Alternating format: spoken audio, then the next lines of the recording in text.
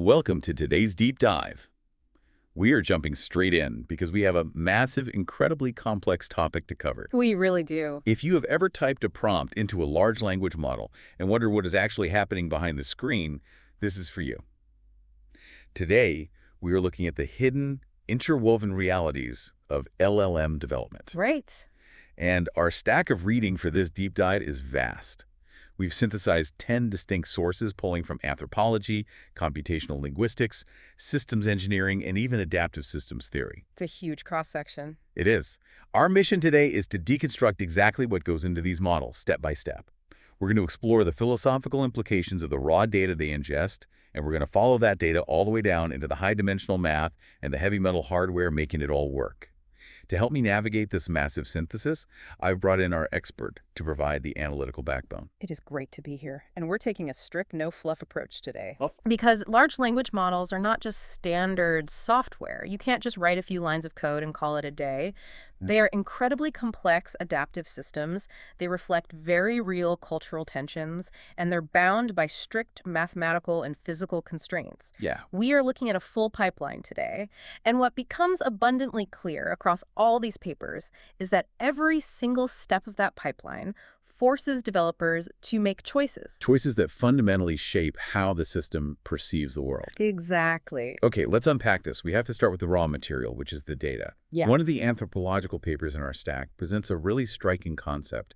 It frames data collection not just as scraping the web, but as cultural excavation. It's a really powerful image. It is. The authors argue that the internet is not this perfectly democratized, neutral reflection of humanity. It's a highly stratified archive. They point out a staggering statistic, actually. Over 60% of web pages are in English. 60%. Yeah. And because of that massive imbalance, the authors assert that the baseline data underrepresents marginalized languages, which they say perpetuates colonial legacies of linguistic exclusion. We're just looking at the source material here, but their main point is that from byte one, the data is inherently skewed. That is a crucial starting point for understanding everything else that follows. Because when developers scrape that data, they obviously have to clean it. Right. The engineering papers detail curation processes like deduplication or running toxicity filters, but the anthropologies look at those exact same processes and describe them as ritualized acts of cultural gatekeeping. Ritualized acts. Yeah. Because someone has to decide what counts as toxic, and that decision isn't neutral. Exactly. The text gives a very specific example regarding how filtering for Western norms of civility can inadvertently erase expressions of resistance from marginalized communities. Oh, wow. They highlight the use of profanity in protest movements. If a community historically uses harsh language to fight against oppression, and a toxicity filter deems that language inappropriate, It literally deletes that entire cultural context from the model's memory. yes, you end up with a highly sanitized version of reality. The text contrasts a model that internalizes capitalist infrastructures because its data was heavily weighted toward corporate documents versus a model exposed to minority oral traditions. They would yield entirely different epistemic frameworks. Right. They literally think about the world differently because their foundational reality is different. What's fascinating here is the core question the text poses: whose world is made speakable? Whose world is made speakable. That's heavy. The authors argue that developers have to replace the myth of pure representativity with the reality that training data is a political artifact. It is a curated collection of human history, and its omissions are just as impactful as its inclusions. So the data dictates the boundaries of the model's universe. But then we have to transition from that raw, messy human data to how the machine actually reads it, which brings us to tokenization. Yeah, this is a huge bottleneck. This is where linguistic fidelity clashes directly with computational efficiency. The machine can't just read a whole sentence like a human does. It has to chop it up into manageable pieces. And our computational linguistics sources detail how modern LLMs use what is called subword tokenization. They mention specific algorithms like byte pair encoding or word piece.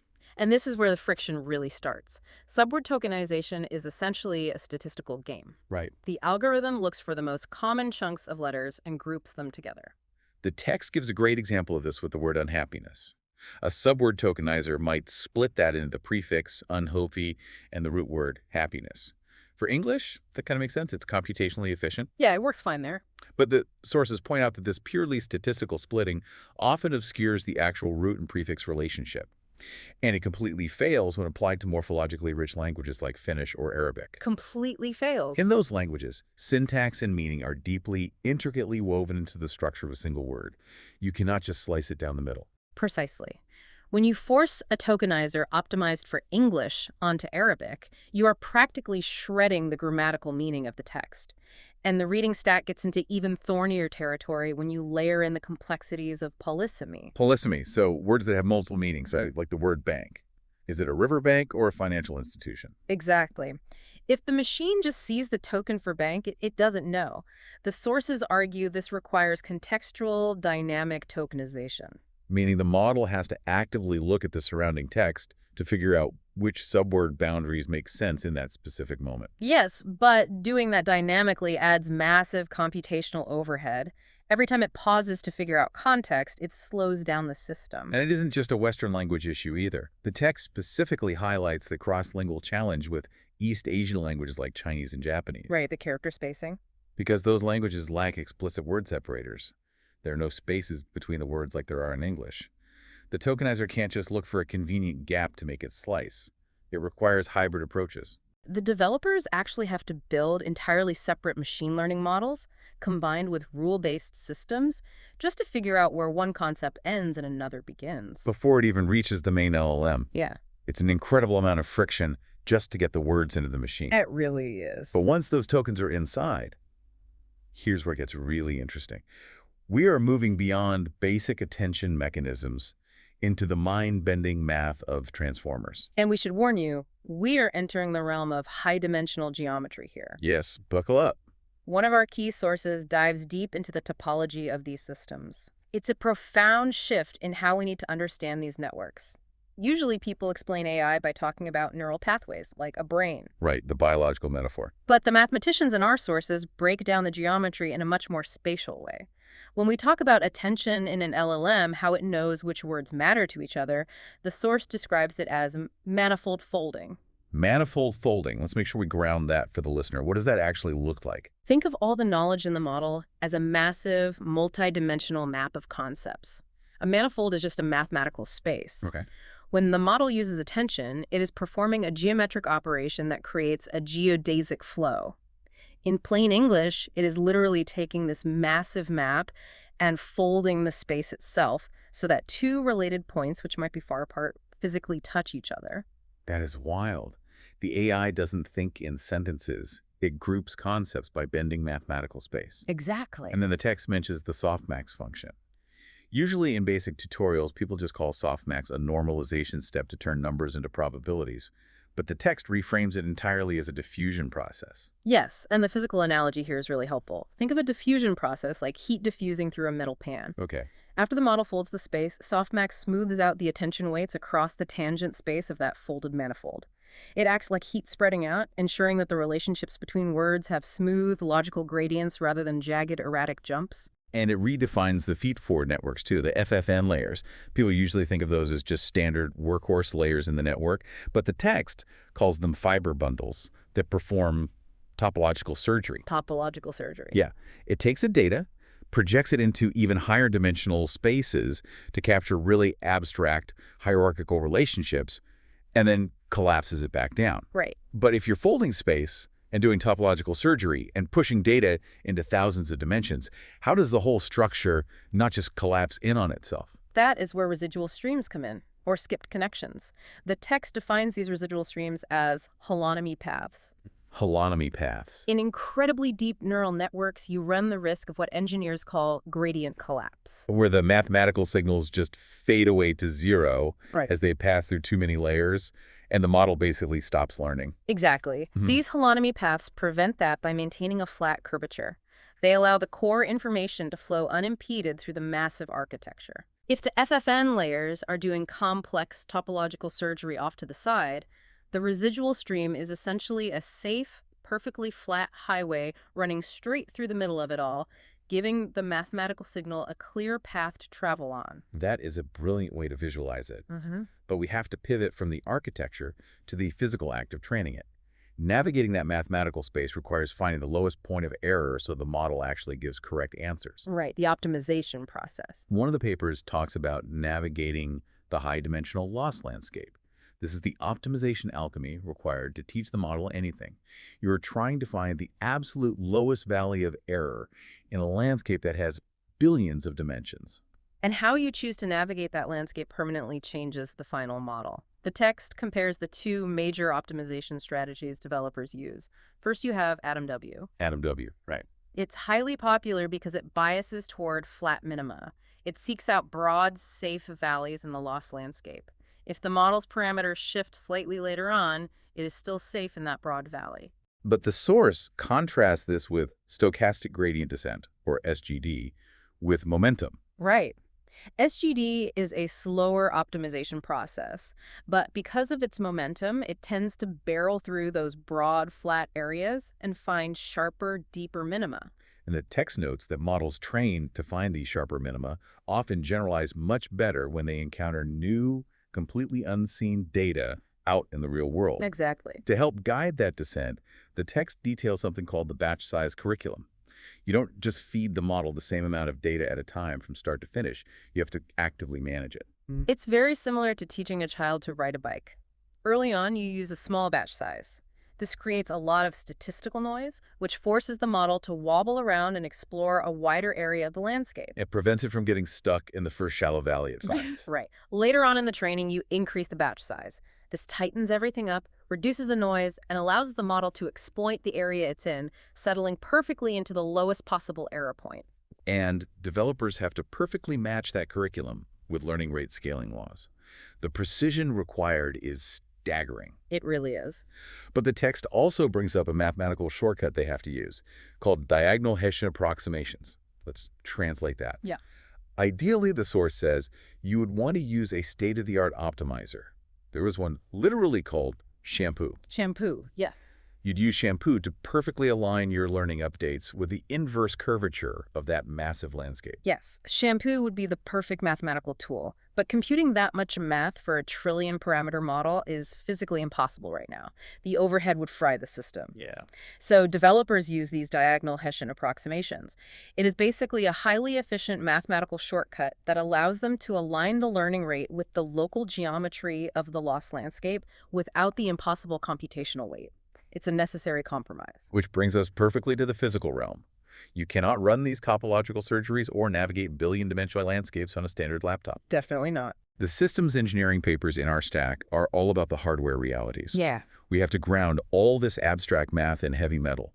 The text details the absolute dominance of NVIDIA's A100 and H100 GPUs in this space. We're talking about hardware boasting up to 3 terabytes per second of memory bandwidth. Incredible speed. And they contrast that with Google's TPU v4, which the source notes offers superior performance per watt for distributed training, even if it lacks some of the broad flexibility of the GPUs. The physical constraints of that hardware dictate the limits of the AI. The source points out that 80 gigabytes of VRAM is the hard standard right now for training trillion parameter models. 80 gigabytes. That is the ceiling of what one chip can hold. And because the models are so big, you cannot just plug one of these chips in. You need thousands of them working together. Right. That makes interconnectivity just as important as raw processing power.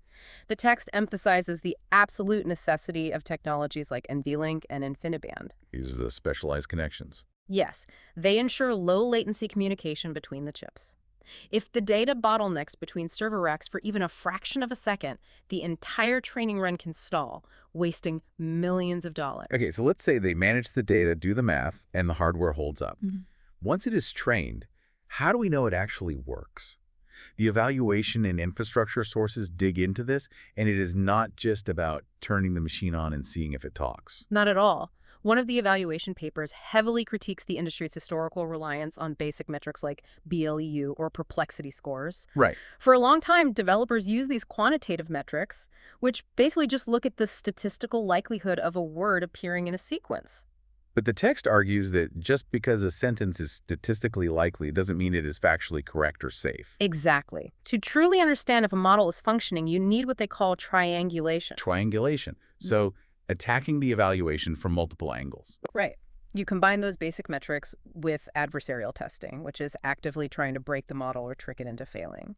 You integrate human-in-the-loop assessments where actual people review the nuance of the outputs. And you run the model through massive standardized benchmark exams like GLUE or LLM. It requires a highly multifaceted approach to catch systemic flaws that simple probability math might miss. And once it passes those tests, keeping it online for the public is a whole other beast. The infrastructure source outlines the immense systems engineering required just to serve the model to users. It's a massive undertaking. We're talking about massive containerization. They use systems like gRPC, which is essentially a high-speed communication protocol that lets thousands of servers talk to each other simultaneously to parallelize the requests. And they have to build latency-driven user interfaces. They design the UI specifically so that you, the user, don't feel the massive computational weight happening in the background. It feels instant, even though a server farm is doing topological surgery. And they have to ensure that server farm doesn't crash. The text mentions they use chaos engineering and traffic shadowing. Chaos engineering. It's basically throwing controlled disasters at the system. Engineers will intentionally shut down servers or simulate massive traffic spikes to ensure the system stays robust under the pressure of millions of global users. Wow. If we connect this to the bigger picture, all of this hardware, all of this mathematical optimization, it ultimately serves a system that has profound social impact. Right. The final sources in our stack address the operational ethics and the life cycle of these models. Because of everything we discussed earlier about cultural excavation, skewed data, and potential biases, the text states there is a strict necessity for ongoing data curation audits. Because if you launch a biased model, the public notices instantly. The engineers have to actively audit the curation process to combat misinformation and maintain user trust. It's an operational requirement. Yes, and beyond just audits, the model cannot remain a static snapshot of the internet from the year it was trained. It has to evolve with the times. That makes sense. But updating an LLM is incredibly difficult. If you try to teach an old model new tricks using standard methods, you run into what the text calls catastrophic forgetting. Catastrophic forgetting. That's where teaching it a new concept completely overwrites its previous knowledge, right? Like it learns a new language, but suddenly forgets how to do basic algebra. Precisely, which is why the final source introduces the concept of adaptive ecologies.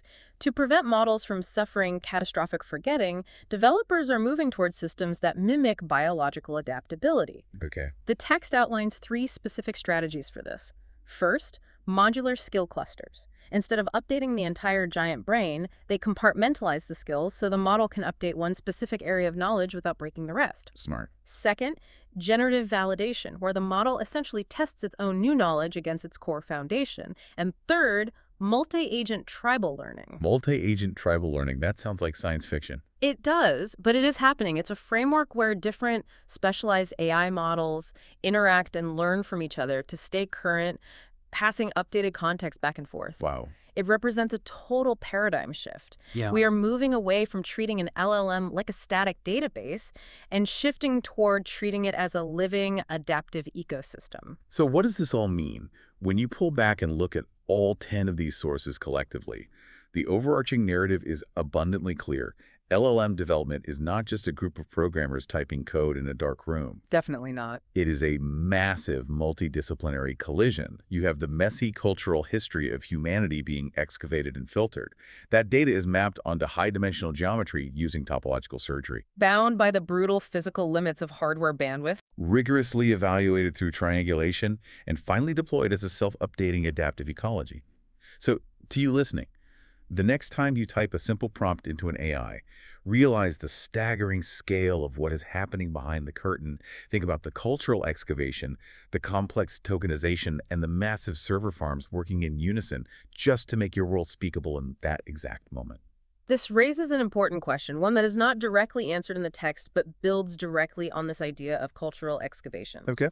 If today's LLMs are trained by excavating human-generated internet history, our raw, authentic human reality, what happens to the next generation of models when the internet becomes completely flooded with AI-generated text? Oh, wow. Will the adaptive ecologies of the future just be excavating the synthetic artificial echoes of their own ancestors? And if so, do we lose touch with the very human reality that we just spent this entire deep dive discussing? That is a fascinating paradox. and exactly the kind of question you should be pondering the next time you interact with one of these systems.